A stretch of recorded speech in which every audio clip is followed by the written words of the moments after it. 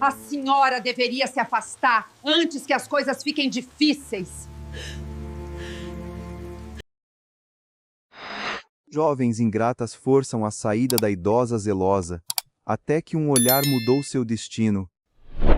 O centro comunitário Sol Nascente sempre cheirava a café e madeira antiga, um cheiro que Dona Elza, aos 72 anos, conhecia como a palma da sua mão. Viúva, dedicada, ela chegava todo dia às 6:30 da manhã, antes de todos, para regar as samambaias e alinhar as cadeiras. Era a sua rotina, o seu propósito silencioso, cultivado por mais de 2 décadas, desde que a mãe a ensinara que chegar na hora já era chegar atrasado. Ela fazia porque fazia sentido, um cuidado que não estava em regras, mas em seu caráter. Ninguém mais via os pequenos reparos que ela fazia, as lixeiras esvaziadas uma segunda vez, o filtro de água sempre cheio. Essas coisas eram dela, sua marca invisível. Foi numa terça-feira de outono, sob um céu de ouro preto, que ameaçava a chuva, que Dona Célia, a coordenadora das voluntárias, convocou uma reunião sobre o Arraial da Amizade, a festa junina anual. O critério para a nova comissão organizadora seria dinamismo e ideias inovadoras. O nome da líder sairia na sexta. Dona Elza não se importou, mas percebeu o silêncio mudando.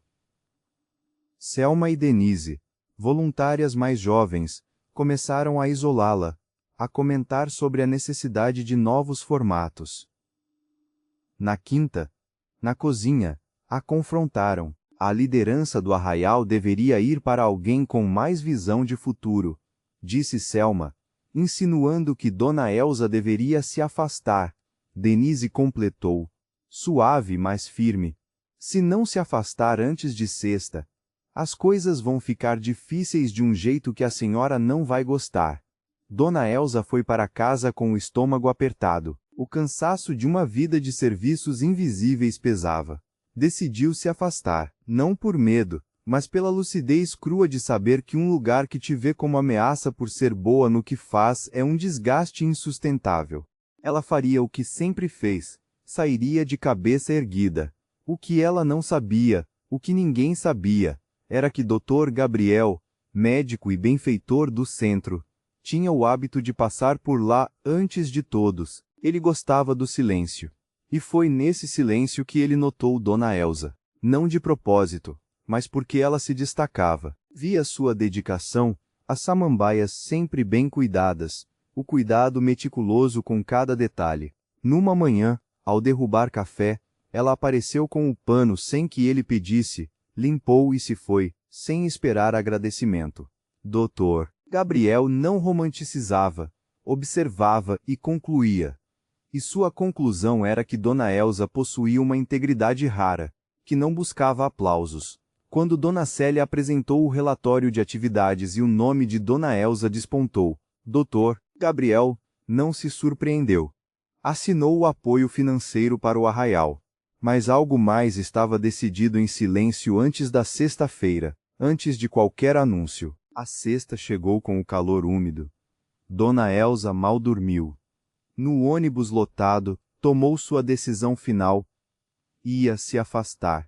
Chegou ao centro às 6:30, fez sua rotina sem cortar cantos. Às 11:30, guardou o regador, tirou o avental e foi à sala de Dona Célia. Disse que queria se afastar da organização. Dona Célia, com uma expressão de antecipação, disse que antes ela precisava ir ao consultório do Dr. Gabriel. Ele pedira para ser avisado. Não é comigo, o resto é com ele, disse a coordenadora, revelando um cuidado incomum. No consultório, Dr. Gabriel estava de pé, olhando a paisagem de ouro preto. Ele a convidou a sentar. Dona Célia me disse o motivo, mas quero ouvir da senhora. Dona Elza, surpresa, disse que achava melhor para todo mundo. Ele repetiu, pesando as palavras. Ou para as pessoas que tornaram o ambiente desconfortável para a senhora? O calor subiu pelo pescoço de Dona Elza. Ele sabia, sei há mais tempo do que a senhora imagina, continuou o Dr. Gabriel. revelou que monitorava as câmeras de segurança por protocolo, e que o incidente na cozinha, mesmo sem câmera interna, foi compreendido pelo contexto do corredor. Os relatórios de desempenho confirmaram a perseguição. Ele tirou um envelope da gaveta. Isso não é favor, Dona Elsa. É uma decisão baseada em critério. A senhora não deve nada a ninguém. Dona Elsa abriu. Dentro, uma carta timbrada. Não era um afastamento, mas uma proposta para um novo cargo. Curadora de memórias e eventos comunitários. Com ajuda de custo, plano de saúde e custeio para cursos de artesanato. O segundo documento, uma notificação formal de processo interno contra Selma e Denise por assédio moral, datada de quarta-feira. Ele agira antes de ela sequer tomar a decisão. Sabia que a senhora não era de brigar, que ia sair de cabeça erguida. Eu não ia deixar isso acontecer sem colocar os fatos no lugar certo, explicou o Dr. Gabriel. Dona Elsa sentiu um alívio pesado, uma confusão honesta. Como ele de outro mundo, a conhecia tão bem. Eu vim aqui para me afastar, ela disse. A voz leve. Eu sei, ele respondeu, com um quase sorriso. E agora? Ela perguntou. Agora a senhora decide. O envelope é seu. Eu só precisava garantir que a senhora tivesse a escolha de verdade. Pela primeira vez naquela sexta-feira, ela não sabia o que ia fazer. E isso, de alguma forma, era a coisa mais honesta que poderia sentir. No ônibus de volta, ela viu seu reflexo. A mulher que subira carregava uma despedida. A que descia, algo sem nome. Dona Célia esperava na porta do centro. Vai ficar? Perguntou, com alívio contido. Ainda não sei, respondeu Dona Elsa, e Célia assentiu, respeitando a honestidade. Em casa, à mesa, ela comeu o caldo de abóbora. A proposta e o processo eram reais. A data da quarta-feira, crucial. Ele a antecipara.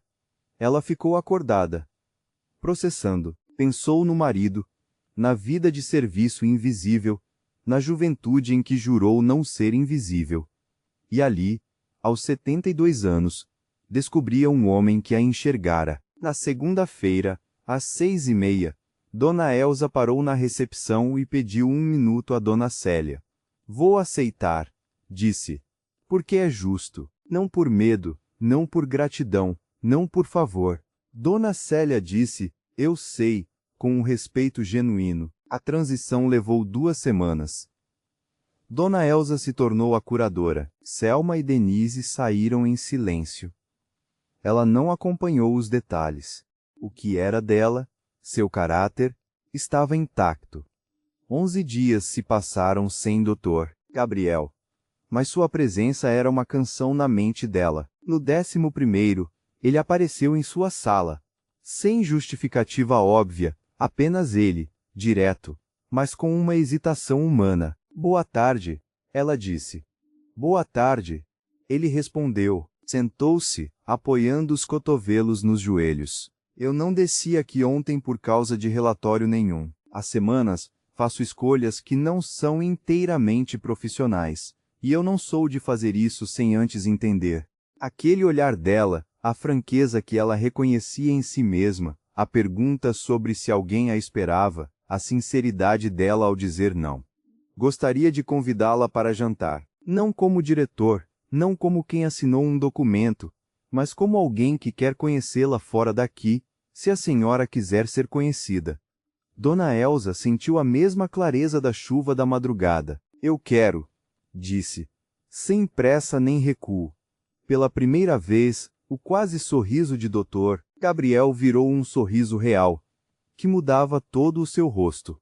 Eles combinaram sábado, num lugar no Largo de São Francisco, onde Ouro Preto era tratada com reverência. Ele partiu. Dona Elsa ficou junto à janela, o céu lavado da chuva, os prédios com sombra e brilho. Pensou na mãe, no marido, na invisibilidade que ela se recusara a aceitar. E compreendeu. Dr. Gabriel a enxergara, inteira.